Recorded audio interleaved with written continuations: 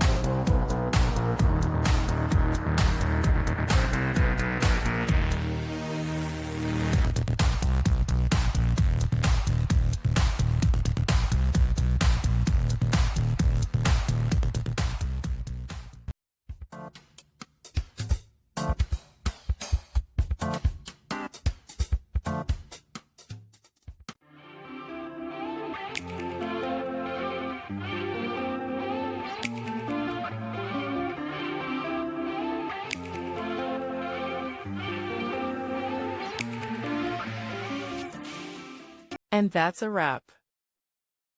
I hope you found the answer you were looking for. If you did, take a second to hit that subscribe button. It really helps out. And let me know in the comments which solution worked best for you.